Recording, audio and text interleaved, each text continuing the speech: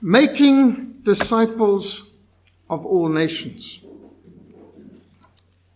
Yesterday we began by looking at church fathers in North Africa. Today we're getting an overview of the greatest century of missions, making disciples of all nations, putting feet to our faith. The inspiring lives of the 19th century missionaries refutes the anti-Christian propaganda that is predominant today. Educational institutions and many governments around the world are enamored, infatuated with Islam and other Eastern religions. From so many sides, we are being bombarded with guilt, manipulation, and disinformation. But facts are stubborn things. And the inspiring lives and the incredible achievements against all odds by bold and brave missionaries of the 19th century exposes the fallacies and the fraud of these malicious and ignorant accusations against the church. Isaiah 5 verse 20. Woe to those who call evil good and good evil, who put darkness for light and light for darkness, who put bitter for sweet and sweet for bitter. Woe to those who are wise in their own eyes and prudent in their own sight. The greatest century of missions, the 19th century, exposes the reality of heathenism which confronted these pioneers of the gospel. It kicks the legs out from under those Marxist myths and slander of the saints and those that seek to rewrite history. The spectacular achievements of God-fearing Christians in confronting cannibalism, child sacrifice, widow burning, and slavery needs to be understood. The missionaries of the 19th century steadfastly resisted the Islamic slave trade and set many tens of thousands of captives free. We need to make these eye-opening exposés of what Africa and the Middle East and Asia were really like before the advent of the gospel became widely known, and how much we are all indebted to the sacrificial services of those dedicated disciples who laid down their lives and who laid solid foundations for the future. When pioneer missionary to Persia, Henry Martyn, sought to present the Persian New Testament to the Shah, he was challenged with an ultimatum to declare that Muhammad is the prophet of God. Henry Martyn boldly refused, and he asserted and said that Jesus Christ is the Son of God. His Muslim opponents were outraged, and they threatened to have his tongue torn out for blasphemy. When Robert Moffat first applied to the London Missionary Society, he was rejected. His proposal to marry Mary Smith was also refused by her parents. Yet Robert persisted and persevered, and on his first missionary expedition to South Africa, Robert Moffat succeeded in bringing to Christ the most notorious bandit and murderer in the country. Finally, Mary Smith's parents relented and gave permission, and she sailed to South Africa, and they were married. And for the next 50 years, the Moffats became one of the greatest husband-wife teams in missionary history. Robert Moffat succeeded in being the first to translate the whole Bible into an African language, the Tswana language of Botswana. The first printing press north of the Orange River. Robert Moffat brought it there to Kuruman. The church at Kuruman built to accommodate 800 people. You'll see Robert Moffat's the third name down. And you can see his son-in-law David Livingston further down too. Some of the missionaries who served at Kuruman. Very strategic mission base. Robert Moffat also is the first to proclaim the gospel in what today is Zimbabwe, in Matabeleland. He was a friend of both Lubengula and Mzilikazi and shared the gospel with them in Bulawayo. When Britain was the greatest economic and military power in the world, Queen Victoria was asked by a visiting African prince, what is the secret of England's greatness? Queen Victoria presented this African prince with a Bible saying, here is the secret of England's greatness. All the great cathedrals all the magnificent achievements in art and architecture and science, the Bible is the source. Samuel Zwemer chose to oppose Islam, and he resolved to engage the enemy on the soil of Arabia, the birthplace of Muhammad. If we want the 21st century to be the greatest century of missions and revival, then we need to learn from the Christian pioneers whom God used to make the 19th century, 1801 to 1900, the greatest century of Christian advance so far. In 1801, Protestant Christianity was concentrated in Europe and North America. Except for some small Christian enclaves, Asia was almost untouched by the gospel. There were significant Christian communities in Egypt, in Ethiopia, in Sudan, and a small number of Dutch settlers at the southern tip of Africa, the Cape, where our mission has our headquarters.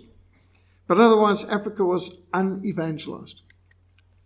However, by the end of the 1800s, Christianity was a world religion with churches established in almost every country on earth. How Christianity became the first truly international religion in just one century is an amazing story. What inspired these incredibly effective missionary pioneers and the successful strategies which they used needs to be prayerfully examined if we are to be more effective in world evangelism. While the 20th century can boast greater numbers of missionaries in the field and greater numbers of converts, the 19th century saw far greater depth of impact for the gospel. Especially when you consider the very limited resources available to these pioneers and the overwhelming difficulties and dangers and obstacles which they had to overcome. The missionary pioneers of the 19th century, the 1800s, clearly presents the most inspiring examples of Christian courage and perseverance against all odds. The incredible adventures of these soul winners, these nation builders, these culture shapers, it makes for exhilarating reading. The exploits and the achievements of these extraordinary Christian heroes and heroines has been mostly forgotten in the countries which they were sent out from. And for this reason, it's perhaps appropriate that this book, celebrating some of the adventures and sacrifices and achievements of these missionary pioneers, comes from Africa, because it is we in Africa who have benefited so greatly from the 19th century missionary movement. In this time of secularism and skepticism, some may be surprised to hear how much these missionary pioneers are honored in Africa. Dr. David Livingstone, for example, has 2 towns in Africa named after him, Livingstone in Zambia and Livingstonia in Malawi. Other towns in Africa which were named after Europeans like Stanleyville, Salisbury, Elizabethville, Fort Victoria, they've had their names changed. But Livingstone and Livingstonia remain as a tribute to a man who brought faith to the hearts of Africans and who struck fear in the hearts of the slave traders.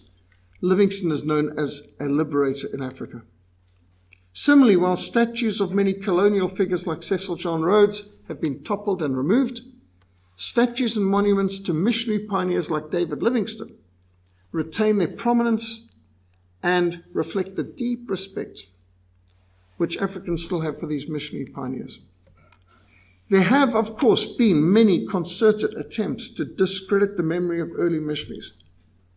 The atheist, the communist, the Satanist, Karl Marx, for example, declared, "The first battlefield is the rewriting of history." And from the time I was first converted, 3rd of April, 1977, I've heard the most vicious slanders against the 19th century missionary movement, even in missions conferences. One of the first missions conferences I ever attended, near Rustenburg, a missiology professor from Stellenbosch University declared the missionaries did not believe that black people had souls. They taught that Africans were the firewood of hell. Now, at that time, I was a new convert. I didn't know much about anything. But what he said, Dr. Nico Smith, sounded so outrageous, so self-contradictory, that I actually stood up in a plenary session of this missions conference, very unacceptable, but I didn't know better. I stood up in this conference, hundreds of people, and challenged Nico Smith and said, Which missionaries taught this? Did David Livingstone or Robert Moffat teach us? Well, Professor Nico Smith looked a bit surprised and he said, no, not them. Did C.T. Studd teach these things? Did Mary Slessor teach these things?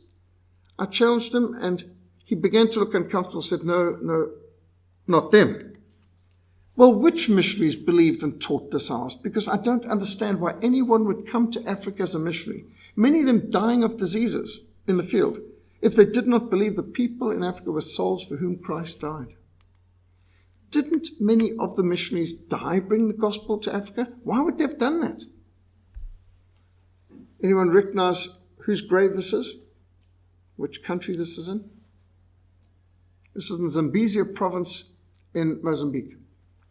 It's the grave of Mary Moffat, or Mary Livingstone, one of the daughters of Robert Moffat, the wife of Dr. David Livingstone. She died during the Zambezi expedition in Mozambique and is buried in Zambezia province at age 36. Why would she have come to Mozambique if she didn't believe the people of Mozambique were souls for whom Christ died? Well, University Professor Nico Smith never answered my question. He drifted off into some anecdotes about some heartless church members whom he knew who had bad relations with other races. I wondered, what on earth does that have to do with the missionaries of the 19th century who opened up Africa to the gospel, often at the cost of their own lives? Do you know that the average life expectancy of a missionary to Africa in the 19th century is 8 years? West Africa, 2 years. Some died within 3 months of arriving. Although I didn't know much about God's law at the time, I had this uncomfortable feeling that I had just heard someone bearing false witness against Christians of another era who weren't present to answer their slander. It seems cowardly to make a football out of your spiritual fathers. And I've seen this at a lot of missions conferences. People who criticize people better than them, who sacrificed and who achieved a lot. And what on earth have these critics ever achieved for the gospel? What have they sacrificed for the gospel? Arrogant slanderers, arrogant gossips, arrogant bearers of false witness. I've always been interested in history, and when I was converted to Christ in 1977, I was overwhelmed with the conviction that I was called to missions. I've never doubted in 42 years my call to missions. Throughout the last 42 years, I've never doubted that call. I've always been something of a bookworm, so I naturally gravitated towards history books. And as my knowledge of missionary history increased, I was astounded at the general ignorance of the church concerning our own heritage. We should know our roots and our heritage. I was also most disappointed at the tendency of so many speakers at so many missions conferences to disparage the missionary pioneers who laid the foundation of the church in Africa. I could not help wondering if these speakers really thought that we could have done a better job had we been in their positions. With the few resources they had, facing the overwhelming obstacles and dangers which they confront, would we have even ventured into the field? It's like these armchair critics. They sit in their armchair and they criticize the sportsman in the field or the referee or whatever. Can they do better? Hindsight is all very well, but missionary pioneers do not have the benefit of the hindsight of anyone who's gone before, because they're the pathfinders. The ones who go in front, well, who do they have to learn from? You know, for us, we've got the Bibles in the languages, we've got the dictionaries, we've got all sorts of advantages. There's roads and railways, but they went before there was any of that. As I ventured into the mission fields of Mozambique and Angola and Sudan, my respect for these missionary pioneers has only increased. I was retracing much of Livingstone's travels. I was reading, actually, his book, Missionary Travels of Livingstone, while retracing much of his steps in the Shire Valley of Malawi and the Zambezi Valley of Mozambique in the mid-1980s. I was doing primary research for what became the Killing Fields of Mozambique book. In 1989, when I was captured by communist troops in Mozambique and flown by Russian pilots in Soviet Mi-8 HIP helicopters like these to Tet, I was intrigued to see how Livingstone's description of Tet back in the 1850s could so accurately be applied to Tet in 1989 as well. The devastation from the Arab slave traders, which he recorded in the Zambezi expedition of 1858 to 1864. Could have also described the scorched earth campaigns of the communist Frelimo government and their Soviet allies in the 1980s. On another occasion, I was going down some of the worst roads I'd ever experienced in the Shisheki area. I remembered some of the trials and tribulations of David Livingstone in that very area. As I've regularly had to remind our young volunteers in our mission who complain about the bad roads, we drive where Livingstone walked. And he had to walk across an Africa that had no roads, no bridges, no shops, no hospitals, neither was clean water available. As Livingstone reported after his first missionary journey, I've drunk water swarming with insects, thick with mud, putrid with rhinoceros urine and buffalo dung. Hacking his way through dense rainforests, walking for days in pouring rain, drenched with all his equipment either rusting if it was metal or rotting if it was canvas, Livingstone persevered across the continent of Africa. Hostile tribes demanded exorbitant payment for crossing their territory. His life was often in danger from Muslim slave raiders. You know, I wondered about all these people walking with the piles on their heads. What was this for? It was for taxes and customs. Every chief required payment for crossing their territory. When I first went to Mozambique, I thought that it was the Portuguese who had taught the Mozambicans about customs and immigration and fees and visas and all this. No. You find out from Livingstone and Henry Morton Stanley, it's always been like that. In fact, it used to cost more. And his huge bales on the heads of the people following Livingstone were cotton and beads and cloth to pay to cross the territories of these different chiefs and to be able to barter for food and so on. So, no, it was nothing for the comfort. It's not like they were carrying Livingstone's bath or something. They were carrying essential supplies just to pay to be able to cross the territory of all these customs officials. So it's not something new. It's something that's been around for centuries. David Livingstone was mauled by a lion, charged by rhino, laid low with fever on over 60 occasions. The afflictions which Livingstone was called to endure while opening up Africa for the gospel and opposing the Islamic slave trade tested the limits of human endurance. Leeches, maggots, putsy flies, cholera, pneumonia, sunburn, huge sores, tropical ulcers, malaria plagued him. Yet his indomitable spirit rose as he set his heart to accomplish goals which seemed humanly impossible. He persevered, and as a result of his sacrificial labors, the slave trade in Central and East Africa was exposed and eradicated. Livingstone's steadfast example was used by the Lord to inspire many hundreds of men and women to devote their lives to African missions. Mary Slessor, for example, went to Calabar, what is today Nigeria.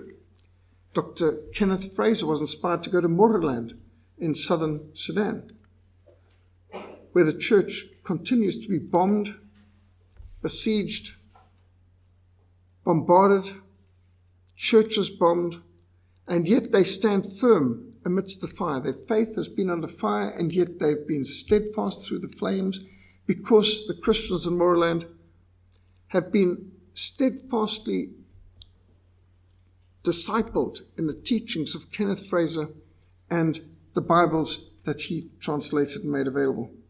Canon Ezra, this is Canon Reuben, one of the oldest men in the district, who actually was in the Equatorial Corps, which fired the first shots of the war back in 1955, when they first had the first Anyanya, the first civil war, fighting against the Arabs who were trying to destroy the south. Rebuilding a church had been destroyed by helicopter gunships. We smuggled in hundreds of thousands of Bibles and books and run conferences in the forests with the Moro Christians in Equatoria, where these people continue to build a strong Christian community despite persecution by the Islamic Arabs. Easter Sunday at Laro, the slave traders' tree. Under this tree, the Arabs used to tether the Moro people and tie them up and take them off to the Nile River and up to Khartoum, where they're sold into slavery. When Dr. Kenneth Fraser, the missionary, came here, he said, this will be the redemption tree. He turned the slave tree, Laro, into the redemption tree. They're still holding Sunday school under there. Here we are on Easter Sunday, celebrating the Lord's resurrection, and you can see just beyond the trees there's the roof of the church. It's been destroyed 3 times and rebuilt each time. These people know what they are celebrating and what they're fighting. 140 bomb craters around this church. Church been destroyed 3 times, bombed 10 times, rebuilt each time. The Bible that they carry was translated first, the 4 Gospels and Acts, by the missionary Dr. Kenneth Fraser from Scotland. But then the rest of the Bible was translated by his disciple, Canon Ezra Lowiri, who was killed by the Arabs in an ambush on the way to having this Bible printed. His last words were, "My work on earth is complete. See, this is printed," and he entrusted to his deacon Bulunduli the Bible, which he later got to us, and we got the first 10,000 copies that were printed, delivered into Sudan, delivered to these people under fire.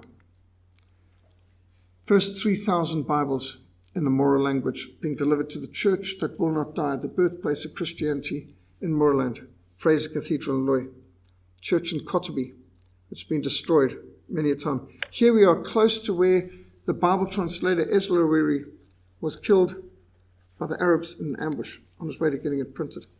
I was leading an evangelism explosion team from Coleridge Presbyterian Church, Dr. James Kendi's church, to this area, and we were delivering these Bibles and running an evangelism explosion clinic, a week-long clinic at this place, when we were bombed on Sunday morning. If you were to die today, do you know for sure that you're going to heaven? We asked. We trained the people in the EE questions, doing door-to-door evangelism, ministering amongst the people in these areas. And on the Sunday morning, while we were going through this, if you were to die today, do you know for sure that you're going to heaven? The cry went up, "Antonovs!" And everyone fled out the church. Well, I've had a lot of false alarms. I mean, a plane flying overhead doesn't mean it's going to bomb you. We were in a remote area. There's nothing around except the church. Nothing for miles. So I was the last to walk out of the church. You can see the roof comes very low down. There's no door. The thatch is very thick, and so it very much keeps the noise out. And of course, everyone was screaming, so I wasn't hearing anything. But as I bent double to go out from under the thatch, and my head came out from under the thatch, I could hear the screeching, the high-pitched screams of the bombs. And I knew there was no time to take another step. I couldn't get to the trench or the bomb shelters. All I could do was lie flat as the bombs exploded. 5 1,000-kilogram bombs exploded in succession, all within 100 meters of the church. And you can see some of the Americans with me from Coleridge Presbyterian Church, sent by James Kendi, diving for cover on top of other people already in the trenches, which were full. Well, the plane went around and came back a second time. They dropped another 3 2,000-kilogram bombs on top, 2,000-pound bombs or 1,000-kilogram bombs. So 8 1,000-kilogram bombs were dropped all in this area the size of a football field, all within 100 meters of the church.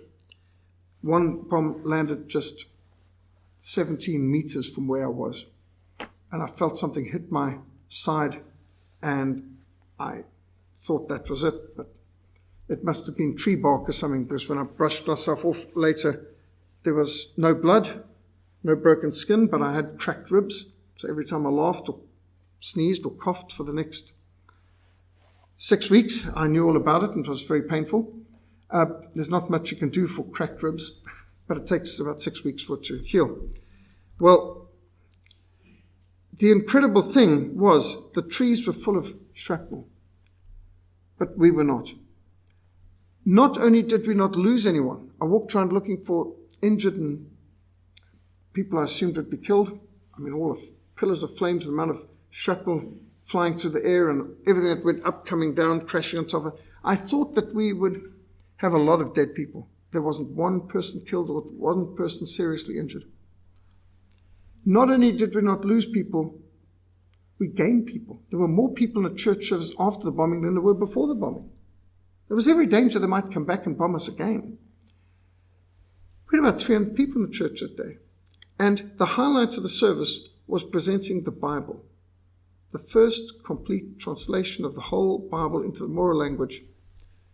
And as I presented it to the congregation, I said, do you realize we're only a short distance from where the Bible translator Ezra Lurie lies buried, killed by the Arabs on his way to getting it printed?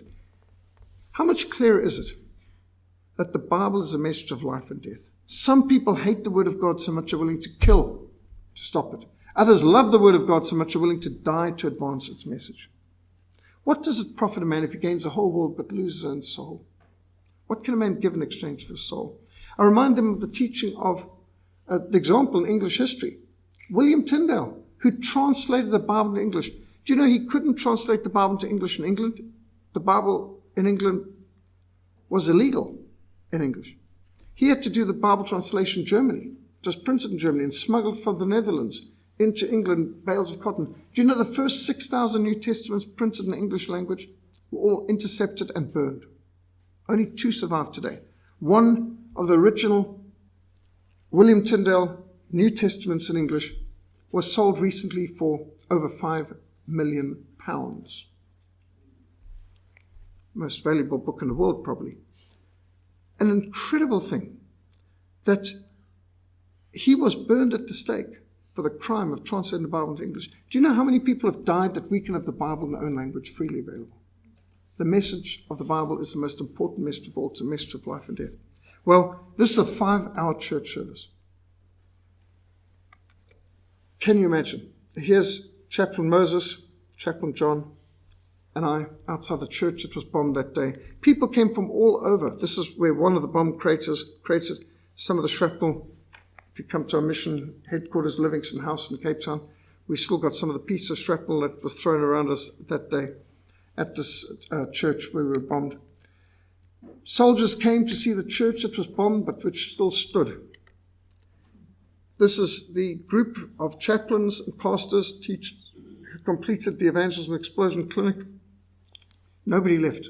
We finished the clinic that week, even though there's every chance the bombers might come back. One of the trees that was blown over in the bombing, which still stood, the trees were full of shrapnel, but we were not. One of the soldiers said, "This happened to show the power of God." Another man said, "The Bibles of the Christians are more powerful than the bombs of the Muslims." Indeed, they are. This is another time, another place. If this bomb had exploded, it would have taken the church and the compound where we were meeting off the map. Praise God, the people of Moraland now have the Bible, the whole Bible, in their language. This is the greatest gift anyone could have asked for. Chaplain Peter Jonathan, one of the first chaplains we trained back in 1996. He's still there. These are some of our good friends in Sudan who've been bombed along with us. We've been through the fire and the flame. Jeffrey Kianga, one of our good friends up there, has been with us from the very beginning of our work in Moraland. Today, there's a lot of schools in Sudan. We help plant 100 primary schools and a high school and a few Bible colleges in Sudan. And we've been taking Bibles. In fact, you should continue to pray for South Sudan, which now is a free and independent country. Jesus said, "On this rock I will build my church, and the gates of hell shall not prevail against it." Modern detractors of the 19th century missionary movement like to brush aside the historic realities which the missionaries had to confront, and they prefer to paint Africa before the coming of the gospel as idyllic and utopian. Kenneth Kaunda, one-time dictator of Zambia, wrote in his book, A Humanist in Africa, the people of Africa knew nothing about suffering until the missionaries arrived. Ruined everything with the gospel. Kenneth Kaunda's parents were God-fearing Christians. He writes of his despising his parents, who were trained in Livingstonia in the Reformed faith. And he writes that he did not believe that man is sinful. He said, "My parents believed in the depravity of man. I believe in the goodness of man." Now, this is the dictator who didn't give his people a choice for 26 years while he oppressed them. They had elections where they had, and I've seen it in these election slips in the museum, UNIP, Kenneth Kaunda, box, yes. Not even a no box. One candidate, one party, one box, one option. Yes, this is the elections they had under Kenneth Kaunda for UNIP. You just have a chance to say yes, not even no. Zambia, smack in the center of southern and central Africa, surrounded by some very troubled countries. There was a time when Zambia was the premier frontline state for the communists. They hosted the terrorists, the MPLA, who attacked Angola and fed people through buzzsaws in sawmills. They supported Frelimo terrorists who were going into Mozambique. They support ZANU and ZAPU, who were shooting down airlines, eating survivors, burning Christians and churches, murdering missionaries in Zimbabwe. They hosted ANC, PAC, SWAPO, all the terrorist movements, the Marxist revolutionaries who murdered tens of thousands of people in neighboring countries. Zambia was once the bastion for all the terrorism going throughout the whole of Africa, Southern Africa and Central Africa, under Kenneth Kaunda. My first mission to Zambia in 1987 ended up in Lusaka Central Prison. There you can see the main gate, central machine gun tower. The only entrance into prison, the main central compound, was just under that, a very small low door you had to duck for. My cell was cell 11. Cell 11, presidential detainees. It looks quite nice today. They've put fresh paint. It didn't look like this then. It hadn't been painted probably since the British left at the time. Today it's got nice, clean doors. It didn't look like that to me. We had to go through the narrow part of the door. Never saw the big doors open. It doesn't look too bad today, but at that time, obviously we couldn't have cameras. This is later. Lusaka Central Prison had been much cleaned up, and these people had, some of them even had some blankets. When I was locked up, the cells were 25 feet by 15 feet. 25 feet by 15 feet. They put 60 to 65 people in a cell. When the British built this prison, there was electricity, there was plumbing. In fact, Kenneth Kaunda, when he was locked up in here for his revolutionary activities, he had his own cell where he put 65 people in a cell. He had a cell to himself. He had a bed with sheets and pillows, and he had sofa and couch, and he had gramophone and a desk and access to books and library, and he had 3 cooked meals a day brought in. He had electricity at night. He believed in the goodness of man. So when he ran it, where the British put 80 prisoners max, he put 1,200 prisoners in Lusaka Central Prison, and they had no plumbing, no electricity, no access to libraries, no plates. We didn't get cooked meals. The only food we got in Lusaka Central Prison was provided on your hands. They had a big cooking pot, big enough to fit a family of missionaries in. And the only things that were cooked there was sadza, stiff porridge, basically, starch. There was no protein. The only protein we got in the prison was from the flies that fell into the pot. There were no plates, there was no bowls, served on people's hands. Had to eat sort of like a dog. There was no eating utensils. Because Kenneth Kaunda believed in the goodness of man. So he had a one-party state, and he could put 1,200 people in the prison. And you know, most of the people in that prison had never had their day in court. They were remand prisoners. Some people had been there 8 years and they'd never had their day in court. And you could tell the difference because the prisoner had a prison uniform and the remand prisoners were still in their normal civilian clothes, which of course were in tatters. That's just Kenneth Kaunda's. And in Lusaka Central Prison, in October 1987, I and 3 other frontline missionaries were imprisoned in Zambia. We'd been arrested at Kazungula Ferry coming in from Botswana because we refused to bribe some Zambian officials. The place was so corrupt. There were 34 roadblocks you had to go through to get from Kazungula Ferry through to Chapata on the border of Malawi. And each roadblock was a law unto themselves. You could do anything. They just wanted to steal things, and you had to pay bribes, and it was lawless. We spent excruciating weeks of abuse at the hands of the Zambian security forces in filthy cells, blindfolded, handcuffed, interrogated, incarcerated in overcrowded Lusaka Central Prison, first in Livingston Prison and then later Lusaka Central. Now, friends of ours ensured that the British Prime Minister, Margaret Thatcher, was informed of our plight just before her departure for the Commonwealth Conference in Vancouver. It was October 1987. And all the Commonwealth countries were coming together in Vancouver for the Commonwealth Conference. And Kenneth Kaunda was the chairman of the frontline states. He was the host to all the revolutionary and terrorist groups out there. And he was making it his number one priority to attack Margaret Thatcher for refusing to put sanctions on South Africa. Of course, remember, disinvestment sanctions. The Americans had sanctions on South Africa, everyone did, but Britain was one of the few countries that didn't. And so here's outrage. How can Britain refuse to place sanctions on South Africa? So Kenneth Kaunda was leading the pack in the attack on Margaret Thatcher. Margaret Thatcher responded asking, well, why does Zambia not place sanctions on South Africa herself? Kenneth Kaunda responded, that would place many Zambians out of work. Well, exactly, responded the British Prime Minister, and as South Africa is one of our most important trading partners in Africa, many British citizens would be placed out of work if I was to impose sanctions on South Africa. Quite aside from the many South Africans themselves who would be placed out of work. She then went on to relate how Zambians were eating maize, mealie meal, grown in the Orange Free State. How the Zambian Airways was maintained by South African Airways. How Zambian Railways was maintained by South African Railways. In fact, South African Railways locomotives were pulling Zambian Railways carriages. How South African veterinarians cared for Zambian cattle. If a Zambian was bitten by a snake, the snake bite serum came from Pretoria. How many hundreds of thousands of Zambians were migrant workers in South Africa, and how many hundreds of millions of pounds this put back into the Zambian economy, and how much it benefited the public treasury, and so on. Kenneth Kaunda then declared that because of South Africa's human rights abuses, Britain should impose sanctions on South Africa. At this point, Margaret Thatcher produced our information.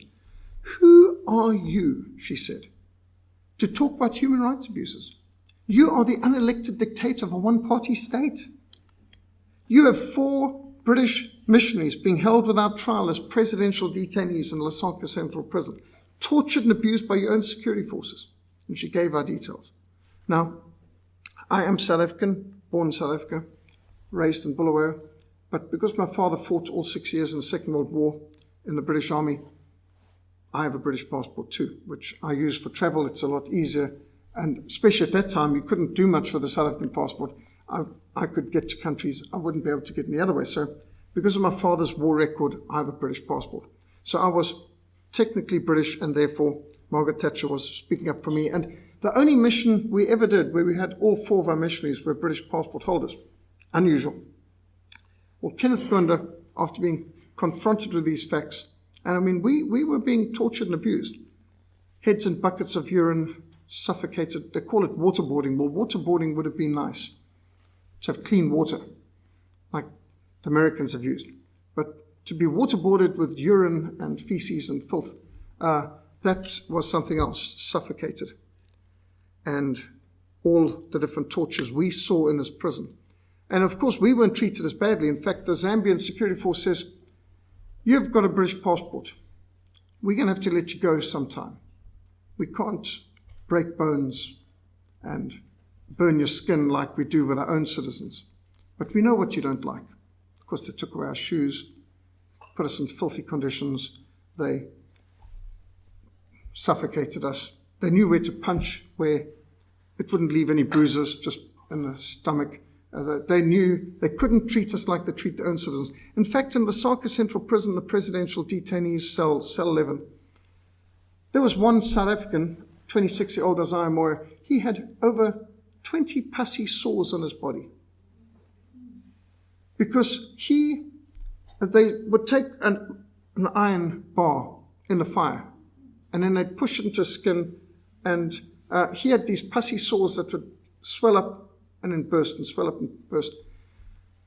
He had lent money to ANC exiles, and then instead of paying him back, they just accused him of being a South African spy. He didn't need proof for things like that. He's thrown into prison, never had his day in court, being tortured, just because he had lent money to an ANC exile who thought it's easier to call him a spy than to pay him back.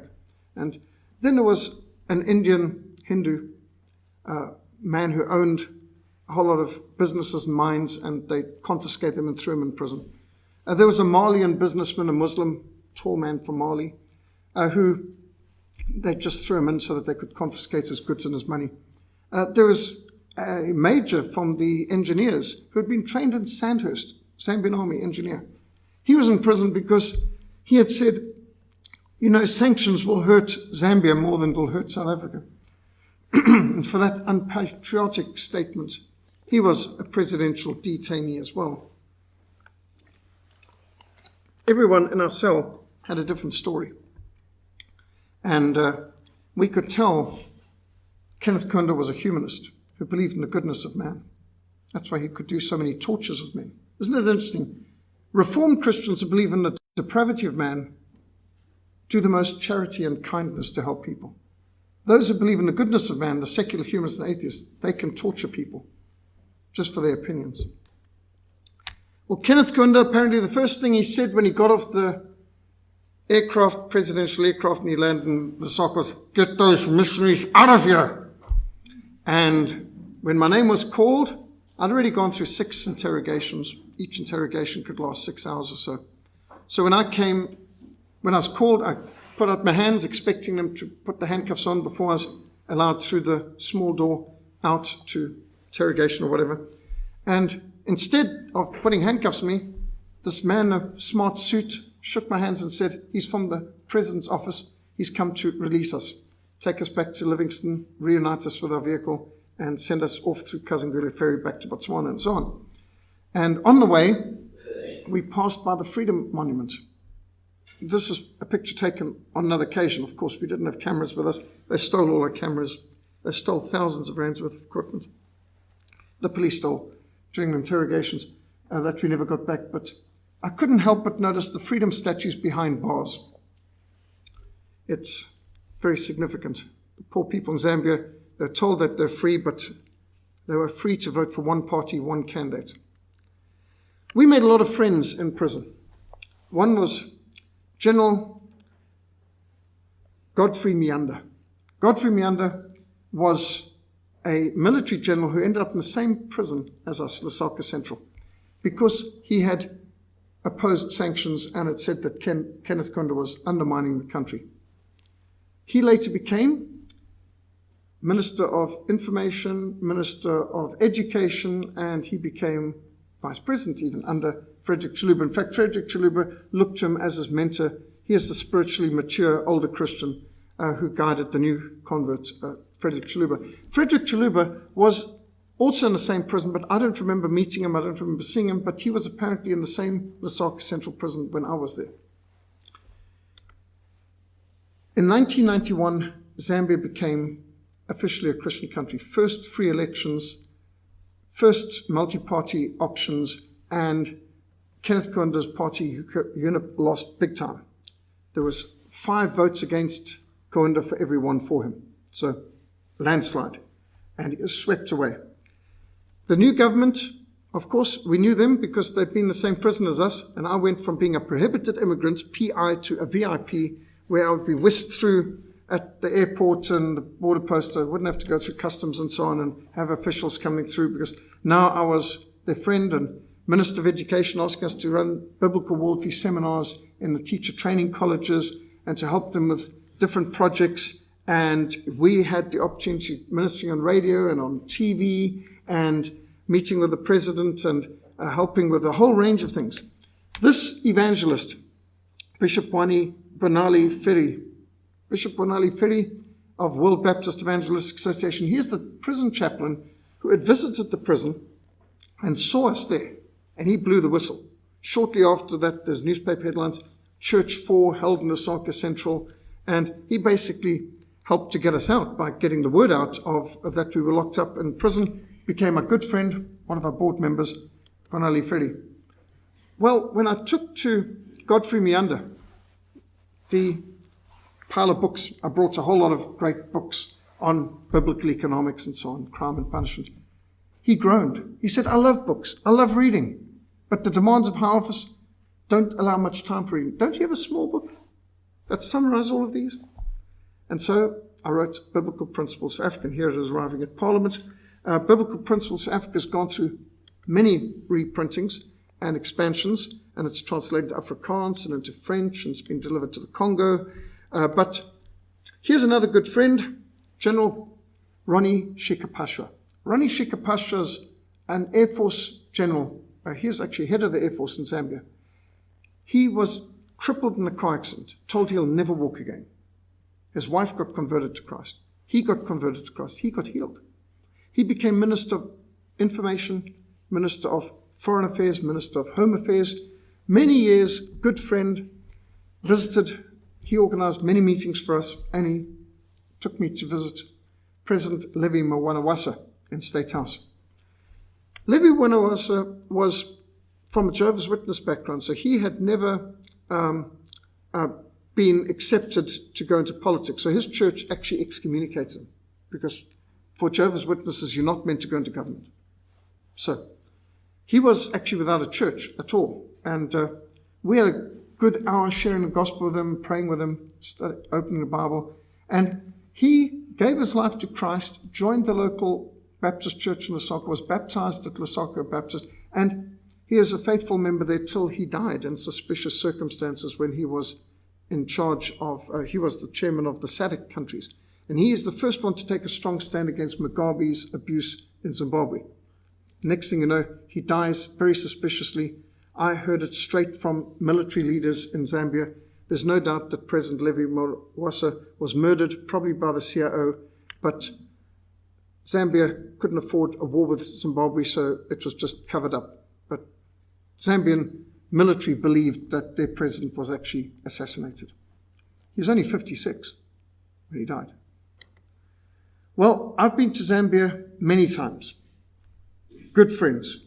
My son, Calvin, I've taken with me to minister in Lusaka, and I wanted the people in Zambia to see that even a young child, Calvin at this stage was only 8, can memorize scripture well. And so Calvin would be giving the evangelism explosion presentation, Way of the Master, all the way through. Even on TV, he did this in Zambia. They really loved this little guy.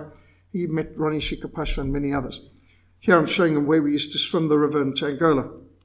And Calvin was comfortable enough to take school assemblies and to show pastors fraternals. We were showing them how just repetition, your son can learn the Apostles' Creed, the Lord's Prayer, the Ten Commandments, Evangelism Explosion, Way of the Master, and many batches of Scripture, just by repetition and investing in your young children. Fathers need to bring up their children in the Lord. Now, according to people like Kenneth Kaunda, all Africans lived in peace, harmony, tranquility, and prosperity before the missionaries arrived with the gospel. I don't believe in the depravity of man, said Kaunda. Now, you might expect such ahistoric ramblings from committed Marxists like Hitler Hunsvi, who was Mugabe's hitman for the farm invasions in year 2000. This is a dentist who used to get MDC opposition people strapped into his dental chair and draw out their teeth as torture without any anesthetic, of course. He was a vicious man. He died of AIDS shortly after this thing began. But you might expect that sort of thing from Hitler Hunsvi. But incredibly, all too many Christians, because of their ignorance of history, repeat these allegations even in Christian publications and at missions conferences. When Mary Slessor arrived in Calabar, she was horrified to discover that a woman who gave birth to twins was regarded with horror. The belief was that one of the twins must have been fathered by an evil spirit, a demon. So the mother had been guilty of a great sin if she's given birth to twins. This was the superstition. At least one of the children was believed to be a monster, so both twins were killed. Their backs were broken, they were crushed into calabash or water pot, they were taken out not by the doorway, but by a hole broken in the back of the wall, which was at once built up again. They're thrown in the bush where they're left to be eaten by insects and wild beasts. Mary rescued many twins like these and adopted them. She soon had a large family. Mary found Calabar in the grip of rampant witchcraft, drunkenness, and immorality, and slavery. She intervened to prevent a witch doctor pouring boiling oil over a woman's spread eagle on the ground. She stopped it, stood, little 5-foot high woman, and she would oppose these things. She saved a lot of lives. Cannibalism and slavery was rife between the tribes. Once when she was instructed to heal a dying chief, she knew that if she failed, she would be blamed for his death. First, she got rid of all the witchcraft charms and all the sacrificed chickens lying around the hut. Then she prayed and gave the chief good medicine and nursed him back to health. The wives of the chief were particularly grateful for Mary's success because they would have been killed. The wives would have been killed and buried with the chief if he had died. And these wives are understandably keen to learn about the book. Samuel Marsden, the pioneer missionary to New Zealand, witnessed the depths of degradation and the hold of superstition over the Maori people when the widow of a deceased chief hanged herself with the applause and approval of her parents and brothers. Can you imagine brothers and parents applauding a suicide by their own family member? Cannibalism was rife amongst the Maori. One chief declared he had eaten 139 people. He had a bone for every person he'd killed, and they counted up, it was 139 bones that he had, so he knew he had eaten 139 people. One woman confessed she had killed and eaten 19 children. Missionaries to New Hebrides found human sacrifices and cannibalism rife throughout the Pacific. In Fiji, 2/3 of all children were boiled and eaten. Every village had a human butcher.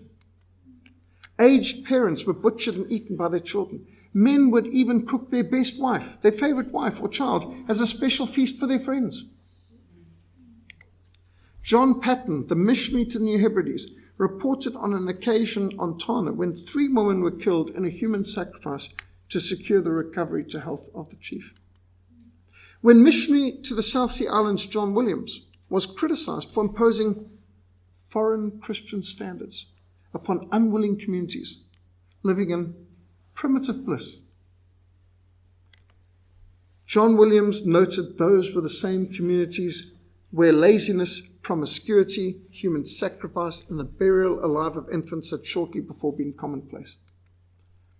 Far from the missionaries interrupting the peace and tranquility of pagan nations, the missionaries came to nations that were passing through immense turmoil.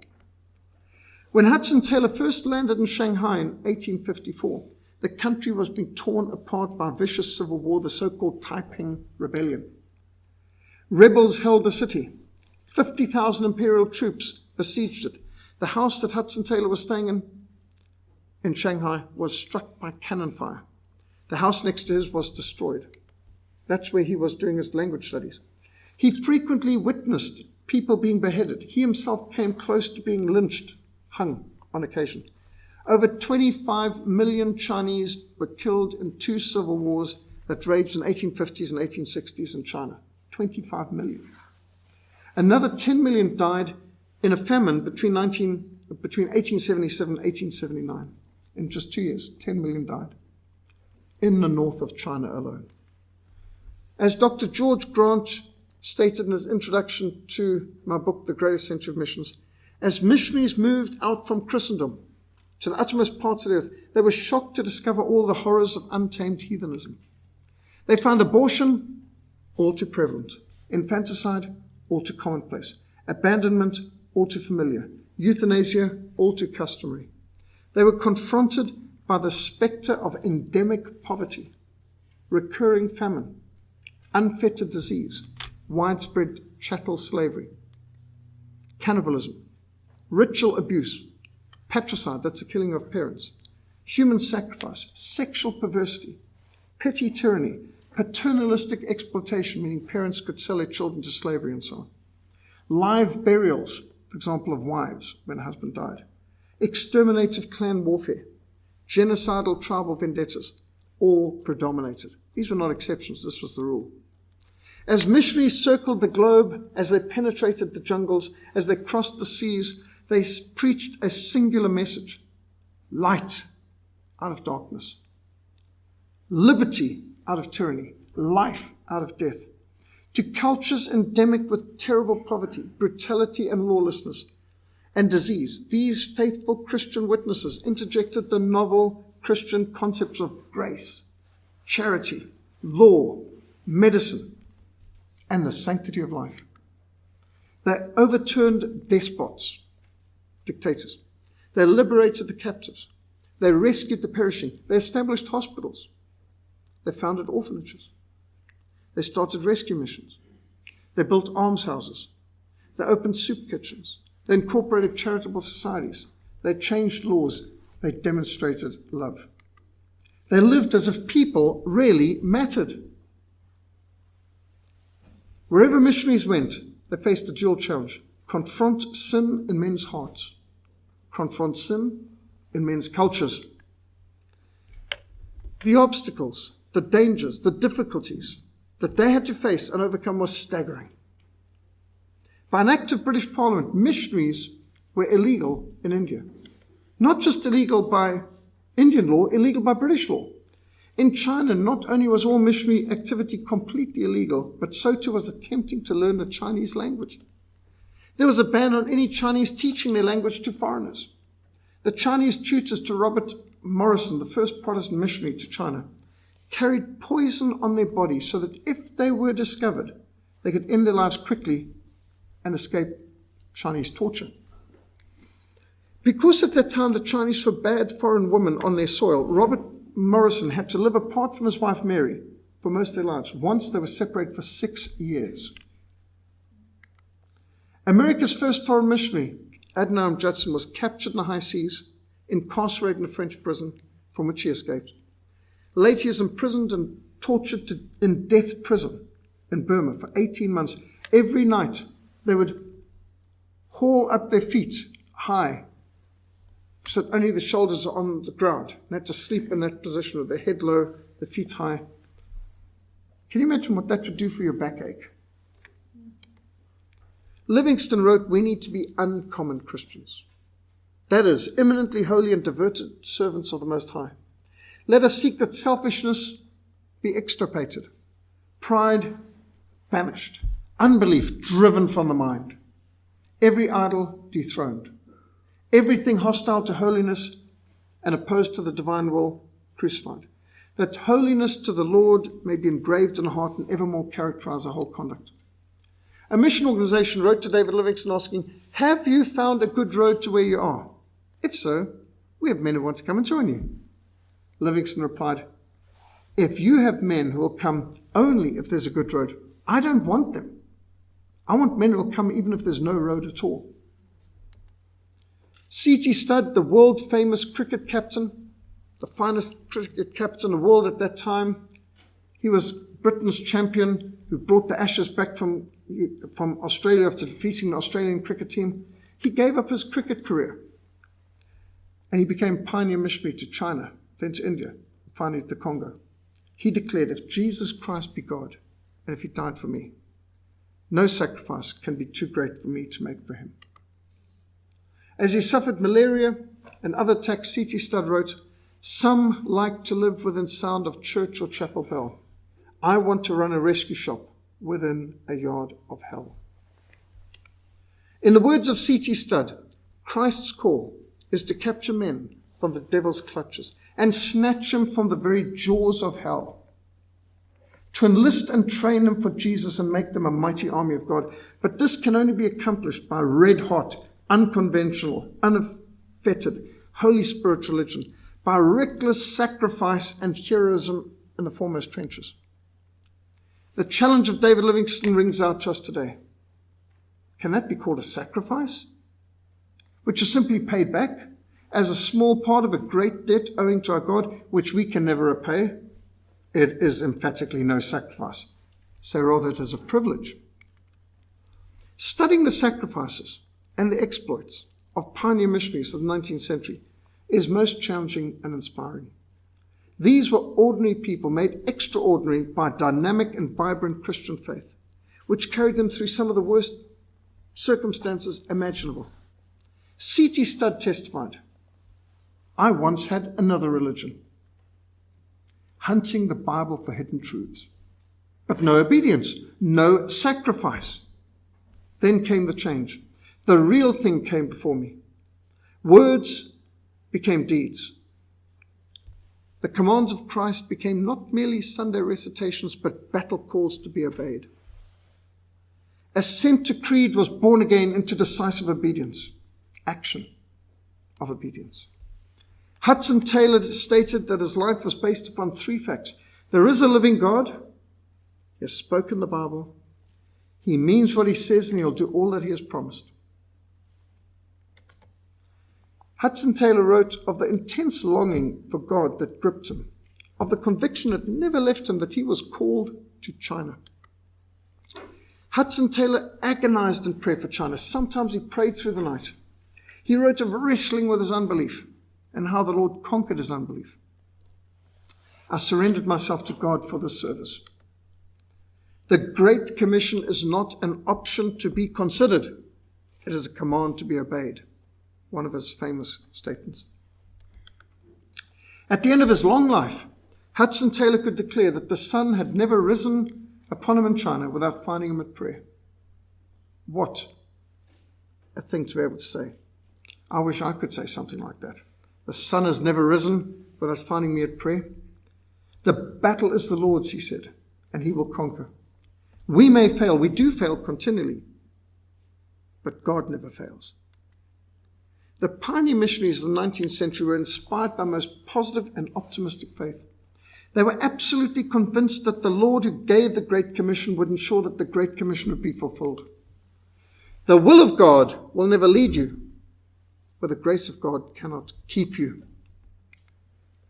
When after 7 years of laboring in China, Robert Morrison saw the first Chinese convert. Imagine, he's worked for 7 years without seeing a convert. Is he discouraged? Well, at the first convert, after 7 years, he wrote, "May he be the first fruits of a great harvest, one of millions who will believe and be saved." You know, today there's over 120 million Christians in China. Robert Morrison's faith was not in vain. His sacrifice was not in vain. The seed he sowed is not in vain. Scotland's first foreign missionary, Alexander Duff, declared, "Oh, what promises are ours if we only had the faith to grasp them." What a promise is that in the Great Commission. Go and make disciples of all nations. And lo, I'm with you, even to the end of the world. We go forth amongst the hundreds of millions of the nations. We find gigantic systems of idolatry and superstition consolidated over thousands of years. They tower as high mountains. But what does faith say? Believe, and it shall be. And if any church on earth will realize that faith, to that church will honor belong of evangelizing the nations and bringing down the mountains. Is that not the vision of Back to the Bible? When after 7 years labor in India, William Carey was able to witness the conversion of their first convert, Krishna Pal, from Hinduism, William Carey declared, "The divine grace which changed one Indian's heart can obviously change 100,000. And in fact, there are millions of Christians in India today. William Carey declared, "The work to which God has set his hands will infallibly prosper. We only want men and money to fill this country with the knowledge of Christ." We are neither working for uncertainty nor afraid of the result. Christ must reign until Satan has not 1 inch of territory. God's cause will triumph. In the words of William Carey's historic sermon, which launched the modern missionary movement, expect great things from God. Attempt great things for God. God is great. Honor him with great faith. By God's grace, William Carey was able to successfully campaign against the Hindu practice of sati, where widows were burned alive on the funeral pyres of their deceased husbands. Carey also ended the practice of burning lepers alive. William Carey established the first newspaper ever printed in any Oriental or Asian language. He introduced the steam engine to India. He pioneered lending libraries to make knowledge available to the common people. He introduced savings banks. Savings banks? What's this got to do with missions? To let common people be able to buy their own homes. He pioneered forest conservation. 50 years before the government began forest conservation, he was planting forest. Why? He needed paper for his printing presses. And he thought, without chopping down, we can't chop down a tree unless we plant two in its place.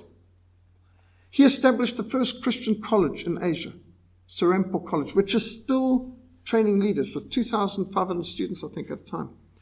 He succeeded in producing and distributing over 200,000 Bibles and New Testaments and Gospels in 36 languages, in addition to many books and tracts. Do you know William Carey is the greatest Bible translator in history? He managed to translate the whole Bible into 6 Asian languages and New Testaments and Gospels into another 29. He mastered more than 36 languages. He also knew Danish and Hebrew and Greek. Phenomenal linguist. He had the gift of tongues in a real sense. By God's grace, through the ministry of Mary Slessor, the killing of twins ceased, and slave trading in Calabar was eradicated, and drunkenness and killing and witchcraft diminished, and many schools and churches were established, and most of the people of Calabar came to embrace the gospel of Christ. The first public Christian worship service in New Zealand was conducted on Christmas Day, 1814, by Samuel Marsden. By 1845, it was reported that 98% of Maoris had embraced Christianity. By the time John Williams was clubbed to death and eaten by cannibals on the island of Erromonga, 1839, he had succeeded in transforming scores of islands by the scriptures he had translated, by the schools he had established, by the churches he had built, and many thousands of islanders had come to salvation in Christ. John Williams had been converted 25 years earlier by a sermon based on, what is a man profited if he gains the whole world but loses his own soul? What shall a man give in exchange for his soul? True to that verse that he had heard on the night of his conversion in 1814, John Williams had found his life by losing it for Christ. And one of the most encouraging things is how many of the next generation followed. Frank Patton followed in his father John Patton's footsteps. He became a missionary to Ireland, where his father had been forced to flee for his life 34 years before. During his ministry there, Frank was blessed to see the whole population of Tana won to Christ. Many missionaries had this epitaph: before he came, there were no Christians. When he left, there were no heathen. Similarly, Robert Morrison had the joy of seeing his son, John Morrison, follow in his footsteps and pour his heart and soul into the work of bringing the gospel to the people of China. All of Adoniram Judson's 5 surviving children grew up to distinguish themselves in Christian service. Adoniram Judson had 10 children. 5 died in the field, young. But the 5 have survived, served the Lord faithfully. Robert Moffat, who produced the first complete translation of the Bible into an African language, had the joy of seeing 5 of his 7 children actively involved in missionary service, including Mary, who married David Livingstone. His son, John Moffat, established the first mission station amongst the Matabele in Bulawayo. 2 of C.T. Studd's daughters, who had been born in China, came out and joined him with their husbands in his Heart of Africa mission in the Congo. This lady here, Edith Buxton, she wrote the book Reluctant Missionary. She didn't want to be a missionary, but her fiancé was the first recruit for her father's Heart of Africa mission, which became the Worldwide Evangelization Crusade. And she ended up going to the Congo and writing a most incredible missions biography. One of the many fruits of William Wilberforce's lifelong crusade against slave trade was that Samuel Ajay Crowther, who was born in Yorubaland in 1807, the year Britain abolished the slave trade, Samuel Ajay Crowther became the first African bishop of the Church of England. He was born Ajay in Yorubaland. He took the name Samuel Crowther from the name of a bishop who led him to the Lord. At age 13, he is captured by African slavers, sold to a Portuguese trader for transport across the Atlantic, rescued by a British naval squadron in 1822, put ashore at Freetown in Sierra Leone, where he was converted. From 1809, the British government mobilized its navy, the Royal Navy, to search suspected slave ships, even foreign vessels, on the high seas. For a century, the Royal Navy was dedicated to setting captives free, going far beyond clearing the oceans of slave ships. They boldly sailed up uncharted rivers and creeks. They stormed slave stockades. They freed captives at every turn for a century. These are just some of the slaves rescued by one Royal Navy vessel at one time. Great Britain dedicated its resources to fighting and opposing the slave trade, which was mostly run by Muslims. The British spent millions of pounds in suppressing the slave trade. They sacrificed much blood in fighting to set the captives free. The West African country of Sierra Leone was established by British evangelicals to serve as a haven for freed slaves. Britain invested vast amounts of money into developing Sierra Leone as free and independent state where liberated slaves could settle. In Sierra Leone, Crowther was converted to Christ, where he received an education both in Sierra Leone and in England. About the third year of my liberation from the slavery of man, I was convinced of another worse state of slavery, that of sin and Satan. I was admitted to the visible church of Christ here on earth as a soldier to fight manfully under Christ's banner against spiritual enemies. 1843, Samuel Crowther was ordained as a Church of England minister for service in the Church Missionary Society.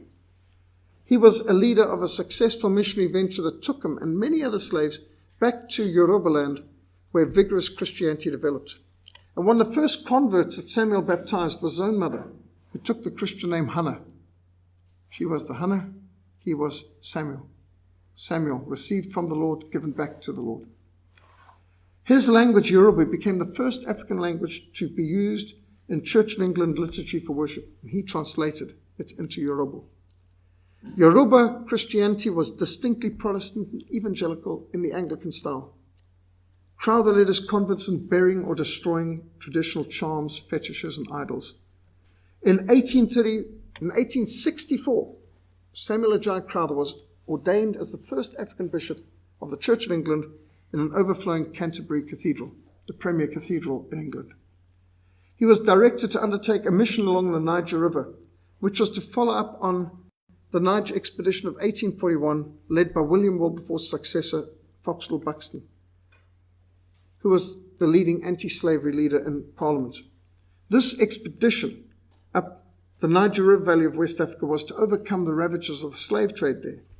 Of the 145 Europeans on that missionary expedition, 130 were struck down of malaria and 40 died. Imagine 40 missionaries dying in one operation. Yet the expedition was successful. They established a missionary center at Fora Bay for training liberated slaves to evangelize West Africa, built on the very place where the slave market had once stood.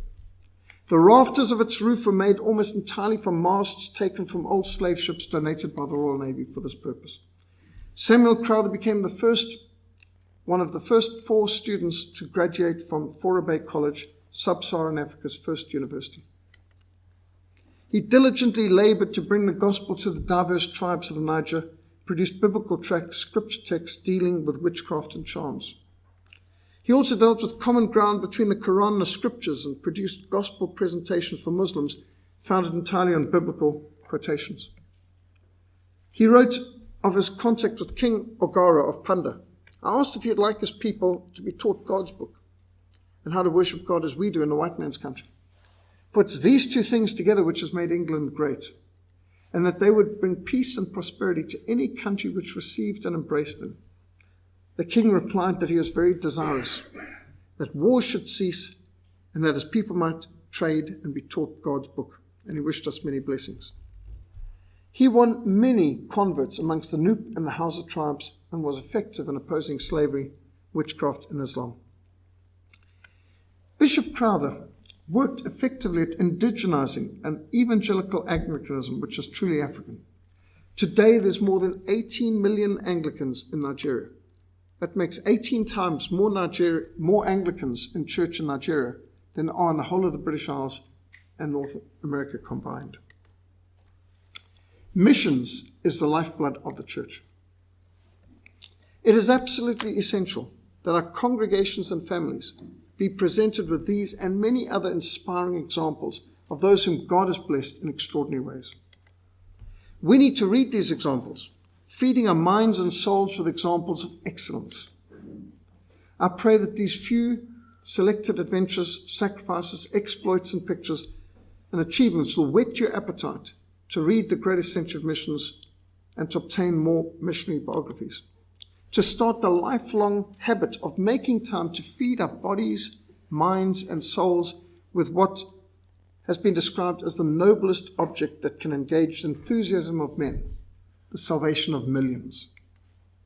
May God be pleased to use the greatest century of missions to inspire a new generation of missionaries to expect great things from God and to attempt great things for God. And one who answered this call was David Brainerd, whose journal includes this prayer: "Here I am. Send me. Send me to the rough, to the savage pagans of the wilderness. Send me from all that is called comfort on earth. Send me even to death itself, if it be but in thy service, and to promote thy kingdom." You only have one life. It'll soon be past. Only what's done for Jesus Christ will last. Are there any questions, comments, complaints, or criticisms? Any other C's? Yes, question. Thank you very much for the lecture. I just wanted to find out, because we've been reading this so that's one of the topics that was coming up was the issue of land politics. So I wanted to understand when the biblical point of view, because there's been a lot of debate that some people, Christians, have pulled out of some of the key positions in society that do with leadership, because they know a believer cannot be involved with politics. But is it right for them to be involved into this issue of politics? Then the second question, going back with the history, like you have explained it very well, if I'm not mistaken, we go back to the earliest 1890s during the Crimean War. Christians were killed, but why is it every time Christians have been killed, the world does not mention about the killing of Christians? The news agencies are silent about it. Thank you very much. Well, yes, of course, Christians should be involved in political and social issues. We should not allow the church to be abused by political parties for political ends. But that doesn't mean we shouldn't speak to political issues. So, for example, I've written the book, Biblical Principles for Africa. This is us speaking to the world, saying this is what the principles should be: economics, education, crime and punishment, and so on. But it's one thing for us to influence the world. It's nothing for the world to influence us. We should be the light of the world. We should be the salt of the earth. We should be discipling the nations. What we shouldn't do is allow the world to be secularizing us and indoctrinating us and manipulating us and abusing us. So some churches correctly react against this and say Christians shouldn't be involved in politics. I think they're going, I understand the intention, and the intention is good. The intention is, what they mean is, we should not allow the world to manipulate and abuse the church for political ends. But surely they cannot mean that we do not influence the world as salt and light, and that we do not seek to disciple the nations, which is the Great Commission. So I fear that they put it in the wrong way. We know what they mean. What they mean is good. Christians shouldn't be abused by politics. Christians should not abuse the church for political ends. But to say we shouldn't be involved in politics is wrong. Christians should be involved in politics, at least voting our values. And some Christians may even be called to go into politics. Of course, we're afraid for their souls, because how many people have gone to politics and have been abused, and they've ended up corrupt and doing evil things and being part of evil parties. And so naturally many in the church react, and it's understandable why many would say, let's keep the two separate. Well, the Bible makes it clear. The state is to be a minister of justice. They have a sword, and they're to be a minister of justice. The church is to be a minister of grace. And in a sense, we should keep the two separate, and they should be separate. Kings should not be performing sacrifices in the temple. We know this from the Bible. Similarly, the priests should not attempt to be kings. So when the church tries to act like the state and the state tries to act like church, it's wrong. There should be a separation, just like the mother has duties and the father has duties. The mother shouldn't attempt to be the father shouldn't attempt to be the mother. Men shouldn't attempt to be women shouldn't attempt to be men. We have distinct strengths and weaknesses and different callings and responsibilities. Similarly with government. Civil government has the sword of justice. They're to fight criminals, they're to protect lives and property, uphold the law. The church is to be a minister of grace. We're not out there to execute criminals, although we can teach that the Bible says these things should be done for these crimes. We can teach the Bible, but we're not meant to do the job of the government. So should Christians be involved in politics? Yes. But we should resist politics getting involved in the church. So let's put it this way. We as Christians must be in the world, but we must not be of the world. The boat must be in the water, but the water mustn't be in the boat, or it's sunk. If you want to rescue the perishing, you might need your boat to be in the water to rescue the perishing, but you can't allow the water to be in the boat, because then you're sunk and then you can't save anyone, right? The church must be in the world, saving the lost. But the world shouldn't be in the church, sinking the church's standards.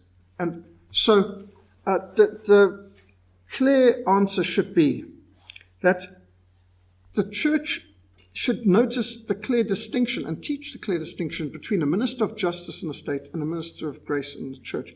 But that doesn't mean that we shouldn't try and do our duty. So I, as a minister of the gospel, must preach God's word faithfully. As a missionary, part of my calling is to study history and to teach history. I don't attempt to get involved in politics. I've had many individuals ask me if I would run as a candidate for different political parties.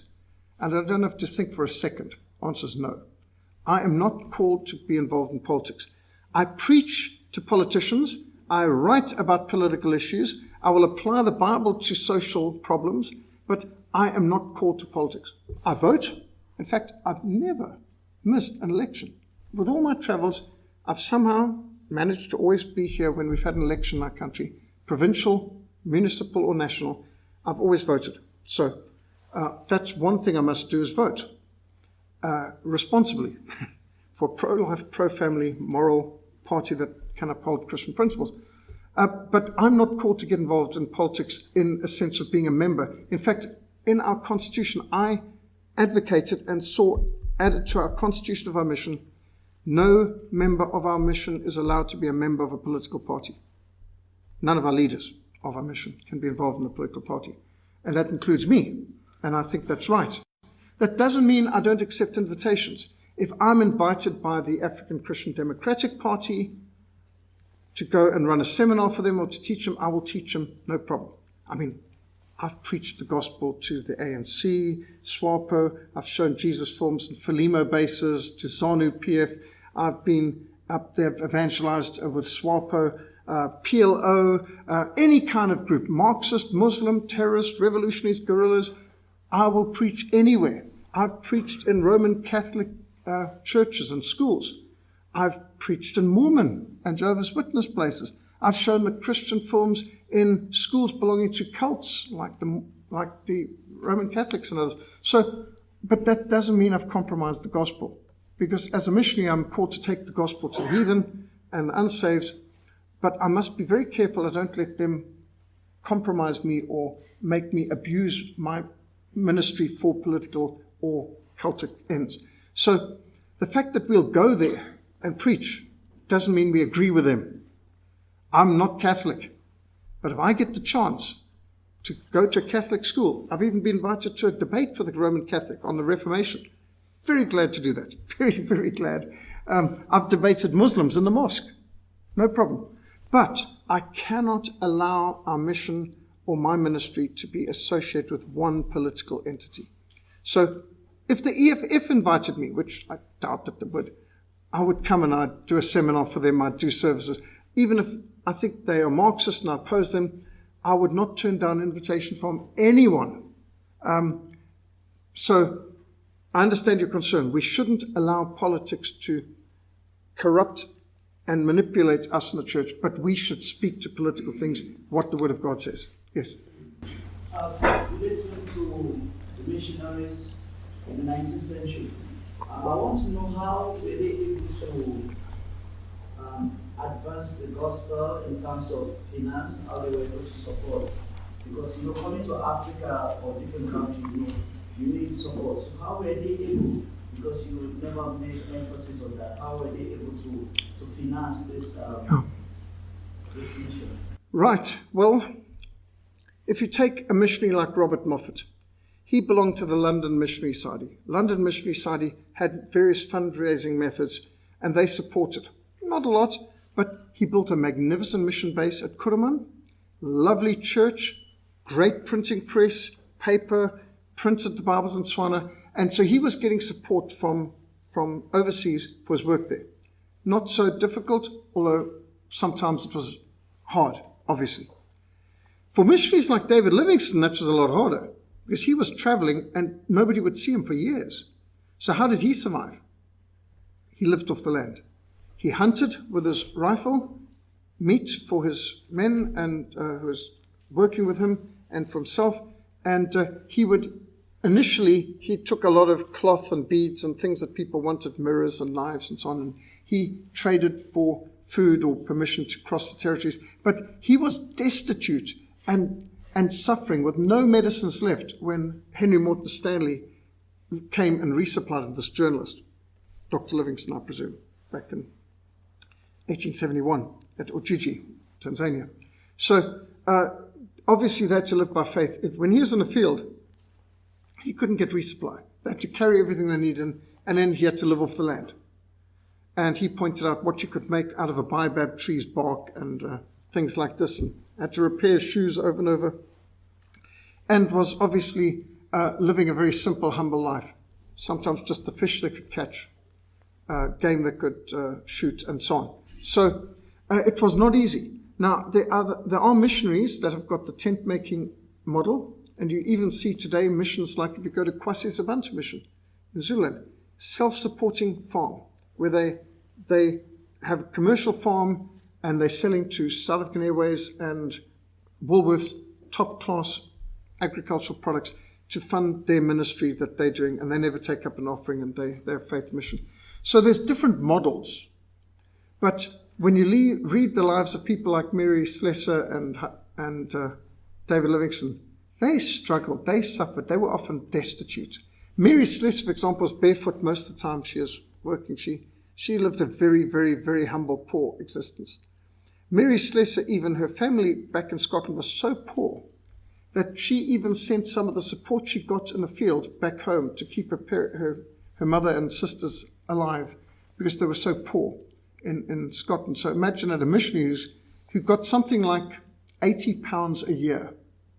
She lived off £20 and sent the rest back home to keep the people, her family, surviving. So extraordinary. Obviously, they suffered in many cases.